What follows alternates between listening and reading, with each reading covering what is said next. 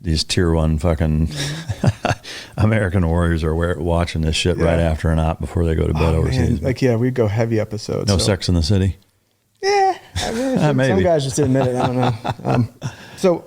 That morning we sitting there watching some episodes like normal, kind of eat, talk about what'll happen in the next 24 hours, and we go to bed. And there are these Quonset hut kind of tan fabric things that we've built pretty much in the dorm rooms out of plywood and 2x4s. Typically, this is usually when rockets come in. But at this point, we're halfway, 3/4 of the way through the deployment. People usually go into cover, but at this point, we're just like, whatever, hit us, don't hit us, just where we were. And everyone's going to sleep, lights are out, and this boom goes off. And when I say boom, I thought our tin blew up. No shit. No. I got into a fetal position because I thought that was the only way I could physically survive this thing. Cause I didn't know. I was like, holy fuck, a rocket. I expected to look out the door and see half of our tin gone. It's not what happened. Basically, a 5,000 pound V-bid went off about 100 yards from us. God damn. It was a dump truck. And that went off and basically blew all of us out of our beds. It basically lifted all the moon dust up. And we're running around in board shorts and trying to put some shoes on. Frag starts coming down through the roofs, smashing guys' gear, computers.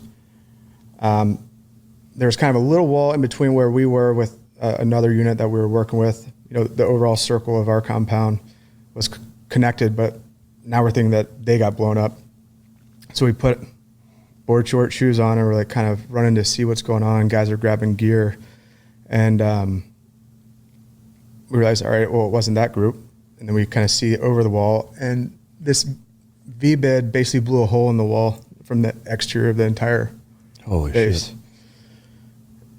Some of us were running with no guns, including myself. Wasn't the best decision. Mistake, lessons learned. The group scattered in what they were focusing on, and guys getting gear and the communication. But a collective group of us, including our ground force commander, which was awesome, are running up because they basically blew up a bazaar, a hospital, and you're just seeing people just blood coming out of their face, buried rubble, and this gap, and you hear about it, they blow holes in walls, and now guys are coming through with guns. We got our GFC, our ground force commander, he gets in a turret behind a 50. We're grabbing guns to basically hold off whatever's coming next. And luckily nothing came. Oh shit. Nothing came because we responded so quickly. Wow. They had 20 dudes 50 yards away that were coming through, and they saw the response and nothing came. Wow. The after effects of that, though, the blast after effects last a long time. So, our entire team was fucked up from it. And what kind of injuries were all? Just overpressure, blast lung type shit. Yeah, just I remember them asking me, "Do you know what day it is?" I don't know, Saturday? Yeah, it's Wednesday. Okay. It's Groundhog Day anyways. Yeah. Sure. And a number of different questions. They kind of give you the test, and all of us failed. But is it fair to say that you pretty much all had concussions? Extreme ones. Yeah. And, I think after that op, there are a few more ops that we did where houses blew up on us. So it was just dumbing our healing levels down. But that one just kind of, I hate to say icing on the cake, that thing left our entire team rattled. Yeah. Wow. Just extremely fucked up. And they followed in with rockets and that kind of stuff, but that stuck out to me a lot. It shook us up pretty bad. Yeah. A few weeks later on that deployment, rockets started coming in direct to our base, blew up our gym, blew up our fight gym, blew my TL off the treadmill. And it was just different. I'm trying to manage looking at my son.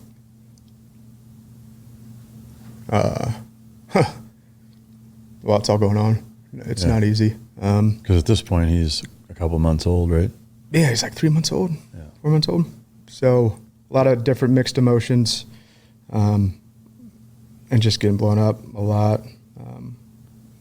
We hit a few targets later on in that deployment. Houses blew up on us, people blew up on us, and it crippled us. It was known.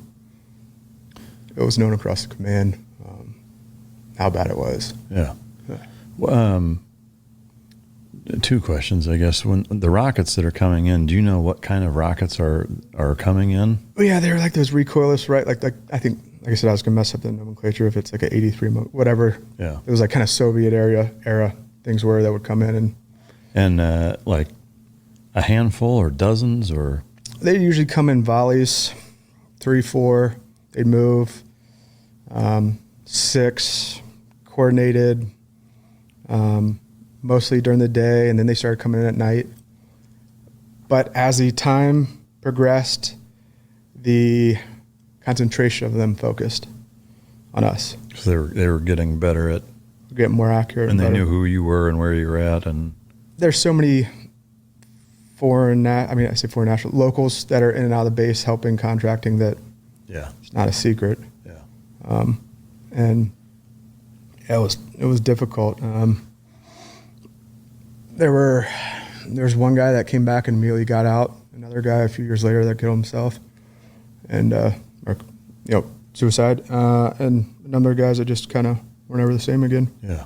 Did you guys get tested for TBIs and shit after? Oh yeah, we failed miserably. All have them. We got those ganglion shots in our neck, which is supposed to reset our sympathetic nervous system, and it lasts a couple of days, but came back angry. Yeah. Did that deployment change you? Yeah. Like for good? Mm-hmm. Still to this day? Yep. Yeah. What can you say about the biggest change? Like noises. We live by an air base. Jets sound like incoming. Even dumpsters get dropped out, like explode. Like somebody dropped a Yeti water bottle the other day. We were walking on an airplane. Just gets you nervous, anxiety building up. Makes you want to stay distant, not exposed, kind of any vulnerabilities to anything. Would you say that the way you are with that stuff today as we sit here is any better than it was right when you came back? Like, has it subsided some? No. Really? Mm-hmm. What, and that's pretty common for the whole crew, you think? Yeah. Yeah. Yeah, I don't think, it's hard to experience that and reset and not be concerned that it would happen again. Yeah.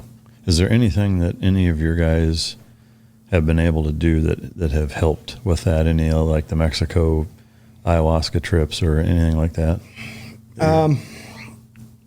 I think there's a lot of